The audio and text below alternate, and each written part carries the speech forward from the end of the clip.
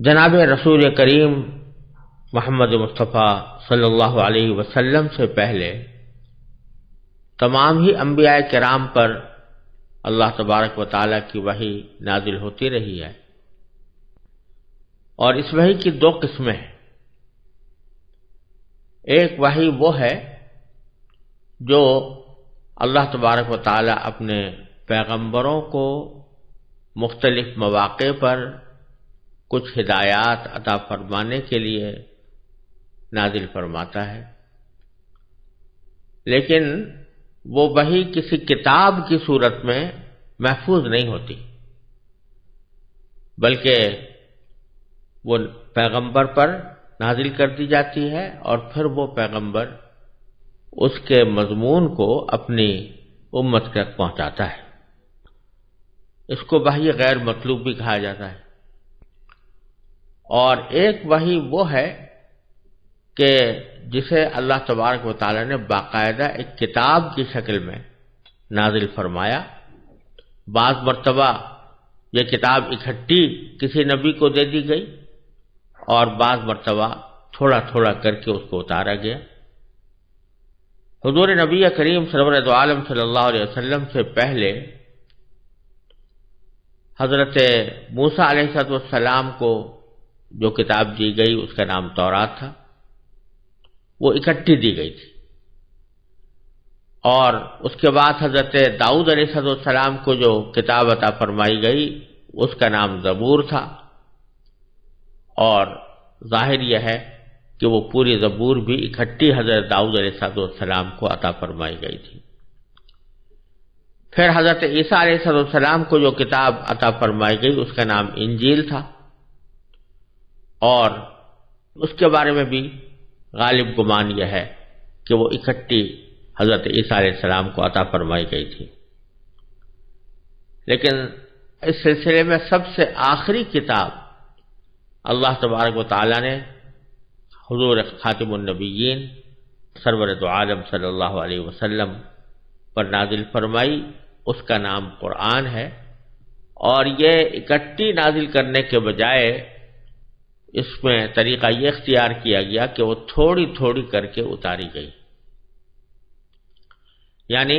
حالات اور مواقع کے لحاظ سے اللہ تبارک و تعالیٰ کو جو ہدایات عطا فرمانی تھی وہ ان حالات اور مواقع پر تھوڑی تھوڑی کر کے نازل کی گئی، اور اس طرح قرآن کریم 23 سال میں مکمل ہوا۔ اس کتاب کا نام قرآن رکھا گیا۔ یوں تو قرآن کریم کے کئی نام ہیں، جن میں سے کچھ نام ایسے ہیں جو قرآن کریم نے خود استعمال فرمائے ہیں۔ ایک نام قرآن ہے، ایک فرقان ہے، ایک ذکر ہے، اور ایک الکتاب ہے۔ الکتاب کا مطلب ہے مخصوص کتاب، اور وہ مخصوص کتاب اس لیے قرآن کریم کو کہا جاتا ہے کہ اس سے زیادہ معتبر، مستند اور صحیح کتاب کوئی اور نہیں ہو سکتی، اس لیے اس کو الکتاب کا نام دیا گیا۔ وَأَنزَلْنَا إِلَيْكَ الْكِتَابَ لِتُبَيِّنَ لِلنَّاسِ مَا نُزِّلَ إِلَيْهِمْ، وہاں الکتاب سے مراد قرآن کریم ہے۔ اسی طرح قرآن کریم کا دوسرا نام الذکر بھی ہے۔ اِنَّا نَحْنُ نَزَّلْنَا الذِّكْرَ وَإِنَّا لَهُ لَحَافِظُونَ، قرآن کریم نے فرمایا کہ ہم نے ہی یہ ذکر نازل کیا ہے اور ہم ہی اس کی حفاظت کرنے والے ہیں۔ ذکر کے لفظی معنی نصیحت کے ہوتے ہیں، تو چونکہ یہ کتاب سراپا نصیحت ہے اس لیے اس کا نام الذکر بھی ہے۔ تیسرا نام الفرقان۔ الفرقان کے لفظی معنی ہوتے ہیں وہ چیز جو حق اور باطل کے درمیان تمیز پیدا کر دے، حق اور باطل کے درمیان فرق کو کھول کھول کر بیان کر دے، حق اور باطل کے درمیان واضح امتیاز پیدا کر دے، فرق کرنے والا، یعنی حق اور باطل میں فرق کرنے والا۔ اس لیے بعض اوقات اس کا ترجمہ معیار سے بھی کیا جاتا ہے کہ وہ معیار جس کی بنیاد پر حق اور باطل میں فرق کیا جائے۔ تو قرآن کریم کا تیسرا نام الفرقان بھی ہے، اور قرآن کریم نے سورہ آل عمران کے شروع میں یہی نام قرآن کریم کے لیے استعمال فرمایا، وَأَنزَلَ الْفُرْقَانَ، کہ اللہ تعالیٰ نے فرقان نازل فرمایا۔ اور تیسرا نام جو زیادہ مشہور و معروف ہے اور ہر شخص اس کو جانتا ہے، وہ القرآن ہے۔ القرآن کے لفظی معنی ہے وہ کتاب جو پڑھی جائے، وہ چیز جو پڑھی جائے، اور یہاں مراد ہے وہ کتاب جو پڑھی جائے، کیونکہ اس کا جیسا کہ آپ آگے دیکھیں گے کہ اس کتاب کا آغاز ہی پڑھنے کے حکم سے ہوا، اقرأ بسم ربک الذی خلق۔ اور یہ ایک حقیقت ہے کہ ساری دنیا میں سب سے زیادہ پڑھی جانے والی کتاب یہی قرآن ہے، تو القرآن کے معنی ہوئے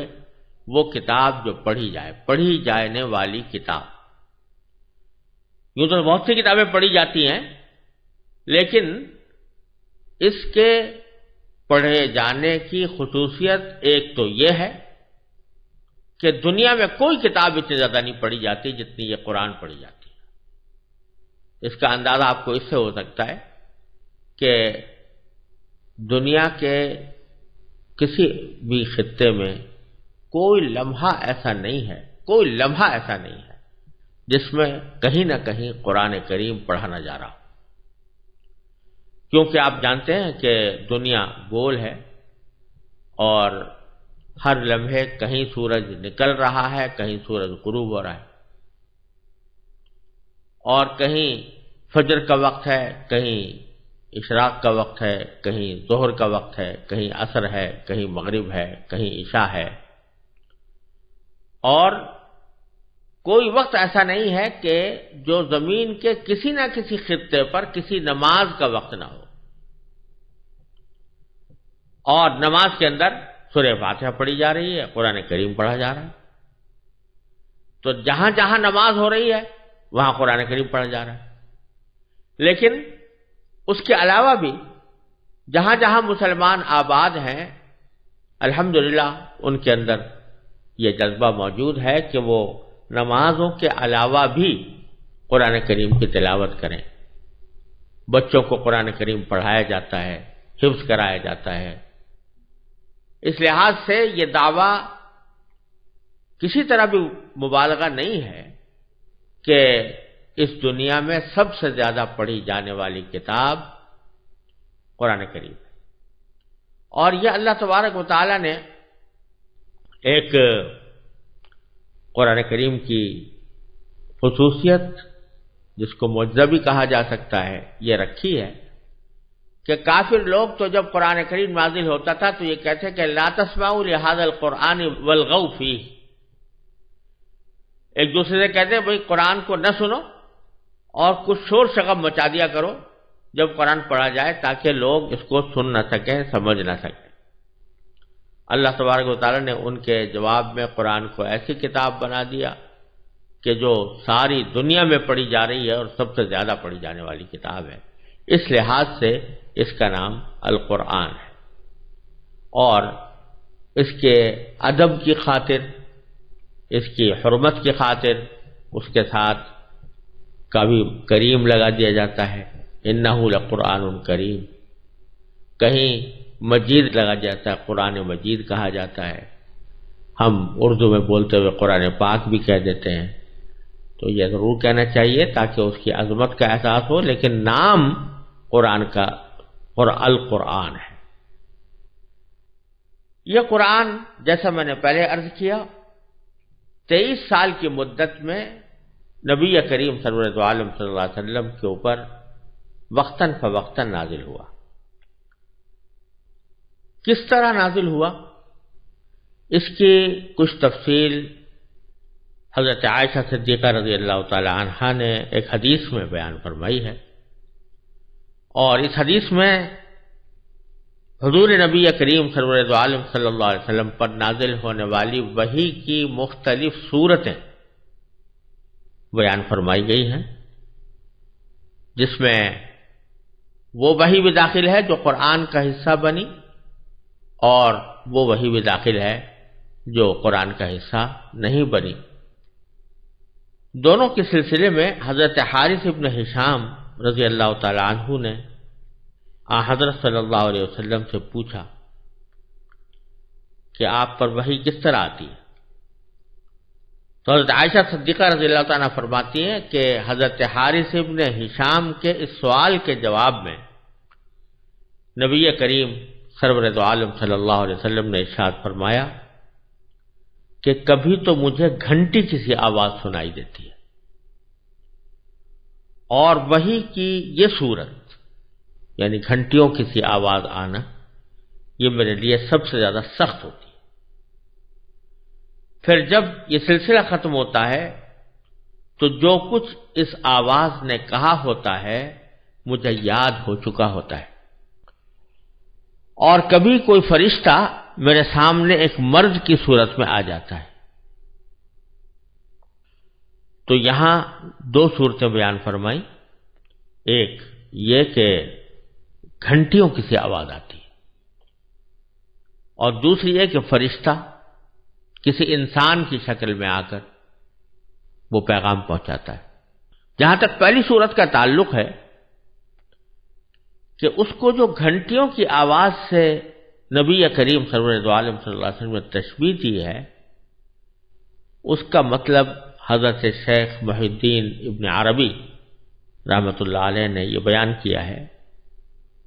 کہ گھنٹی کی آواز کے ساتھ وحی کی مشابہت دو طریقے سے ہے۔ ایک تو یہ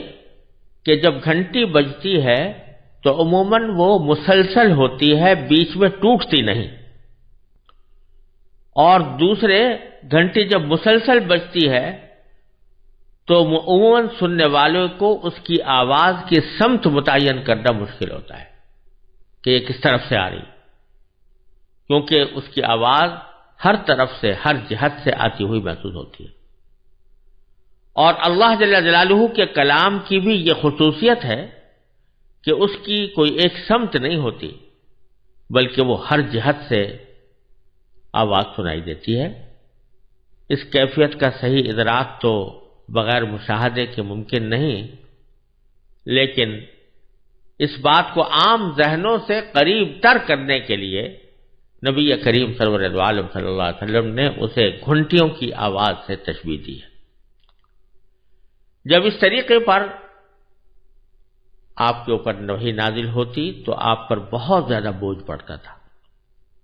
حضرت عائشہ صدیقہ رضی اللہ تعالیٰ عنہ اسی حدیث کے آخر میں فرماتی ہیں کہ میں نے سخت جاڑوں کے دن میں آپ پر وحی نازل ہوتے ہوئے دیکھی ہے، ایسی سردی میں بھی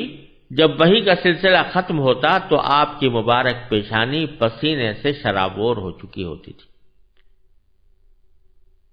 اور ایک روایت میں حضرت عائشہ رضی اللہ تعالیٰ عنہ بیان فرماتی ہیں کہ جب آپ پر وحی نازل ہوتی تو آپ کا سانس رکنے لگتا، چہرہ انور متغیر ہو کر کھجور کی شاخ کی طرح زرد پڑ جاتا، سامنے کے دانت سردی سے کپکپانے لگتے، اور آپ کو اتنا پسینہ آتا کہ اس کے قطرے موتیوں کی طرح ڈھلکتے ہوئے محسوس ہوتے تھے۔ وحی کی اس کیفیت میں بعض اوقات اتنی شدت پیدا ہو جاتی تھی کہ آپ جس جانور پر اس وقت سوار ہوتے وہ آپ کے بوجھ سے دب کر بیٹھ جاتا۔ اور ایک مرتبہ آپ نے اپنا سر مبارک حضرت زید بن ثابت رضی اللہ تعالی عنہ کے زانوں پر رکھا ہوا تھا۔ اسی حالت میں وحی نازل ہونی شروع ہوئی تو حضرت زید کی ران پر اتنا بوجھ پڑا کہ وہ کہتے ہیں مجھے ایسا لگتا تھا کہ ران ٹوٹ جائے گی۔ بعض اوقات اس وحی کی ہلکی ہلکی آواز دوسروں کو بھی محسوس ہوتی تھی۔ حضرت عمر رضی اللہ تعالی عنہ فرماتے ہیں کہ جب آپ پر وحی نازل ہوتی تو آپ کے چہرہ انور کے قریب شہد کی مکھیوں کی بھنبھناہٹ جیسی آواز سنائی دیا کرتی تھی۔ یہ وحی کی پہلی صورت تھی۔ وحی کی دوسری صورت یہ تھی کہ فرشتہ کسی انسانی شکل میں آپ کے پاس آ کر اللہ تعالیٰ کا پیغام پہنچاتا تھا۔ ایسے مواقع پر عموماً حضرت جبرائیل علیہ السلام ایک مشہور صحابی ہیں حضرت دحیہ کلبی رضی اللہ تعالیٰ عنہ، ان کی صورت میں تشریف لایا کرتے تھے۔ حضرت دحیہ کلبی رضی اللہ تعالیٰ عنہ صحابہ کرام میں اپنے حسن و جمال کے لحاظ سے مشہور تھے۔ حضرت جبریل علیہ السلام انہی کی شکل میں حضور اقدس صلی اللہ علیہ وسلم کی خدمت میں حاضر ہوتے، البتہ بعض اوقات کسی دوسری صورت میں بھی تشریف لائے۔ اور جب حضرت جبریل علیہ السلام انسانی شکل میں آ کر وحی کا پیغام پہنچاتے تو یہ صورت نبی کریم سرور دو عالم صلی اللہ علیہ وسلم کے لیے سب سے آسان ہوتی۔ وحی کی تیسری صورت یہ تھی کہ حضرت جبریل علیہ السلام کسی انسان کی شکل اختیار کیے بغیر اپنی اصل صورت میں دکھائی دیتے تھے، لیکن ایسا آپ کے تمام عمر میں صرف 3 مرتبہ ہوا ہے۔ ایک مرتبہ اس وقت جب آپ نے خود حضرت جبریل علیہ السلام کو ان کی اصل شکل میں دیکھنے کی خواہش ظاہر فرمائی تھی،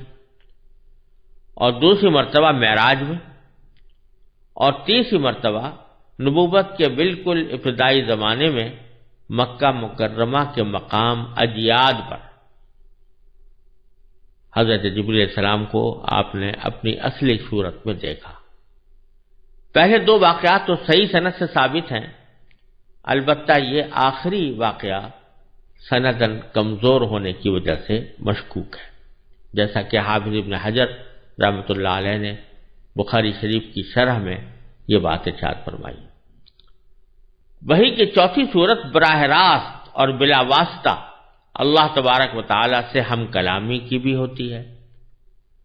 یہ شرف حضور اقدس صلی اللہ علیہ وسلم کو بیداری کی حالت میں صرف ایک بار یعنی معراج کے وقت حاصل ہوا، البتہ ایک مرتبہ خواب میں بھی آپ اللہ تعالی سے ہم کلام ہوئے، جیسا کہ علامہ جلال الدین سیوطی نے الاتقان میں اس کی وضاحت فرمائی ہے۔ وحی کی 5ویں صورت یہ تھی کہ حضرت جبریل علیہ السلام کسی بھی صورت میں سامنے آئے بغیر، یعنی نہ تو انسان کی صورت میں آتے تھے نہ اپنی اصل صورت میں، اس کے بغیر آپ کے دل مبارک میں کوئی بات ڈالتے تھے، جس کو القاء بھی کہا جاتا ہے، اور عربی میں اصطلاحاً اس کو نفس بالروع سے تعبیر کیا جاتا ہے۔ تو یہ بعض اوقات وحی نبی کریم صلی اللہ علیہ وسلم کے قلب مبارک پر اس طرح بھی نازل کی جاتی تھی کہ براہ راست قلب کے اوپر، دل کے اوپر کوئی بات ڈال دی گئی، اور وہ فرشتے کے ذریعے ڈالی جاتی تھی، لیکن سرکار دو عالم صلی اللہ علیہ وسلم کو پورا یقین ہو جاتا تھا کہ یہ بات جو میرے دل میں ڈالی گئی ہے یہ اللہ تبارک و تعالیٰ کی طرف سے وحی ہے۔ انبیاء کرام کے سوا کسی کو بھی اس بات کا یقین حاصل نہیں ہو سکتا کہ جو بات اس کے دل میں آ رہی ہے وہ اللہ تعالیٰ نے ڈالی ہے یا اللہ تعالیٰ نے بھیجی ہے یا کسی فرشتے کی ڈالی ہوئی ہے، لیکن اللہ تبارک و تعالیٰ جب کسی کو اپنا پیغمبر بناتے ہیں اور اس کو نبوت کا فریضہ سونپتے ہیں تو پھر اس کو یہ علم بھی عطا فرماتے ہیں، وہ اس بات میں تمیز کر سکتا ہے کہ دل میں جو باتیں آ رہی ہیں کون سی میری اپنے ذاتی خیالات ہیں اور کون سی باتیں ایسی ہیں جو اللہ تبارک و تعالیٰ کی طرف سے میرے دل میں ڈالی جا رہی ہیں۔ اور جب نبی کو یقین ہو جاتا ہے کہ یہ اللہ تعالیٰ کی طرف سے دل میں ڈالی ہوئی بات ہے تو اس کو وہ وحی قرار دے کر اس کو اپنے لیے حجت سمجھتا ہے۔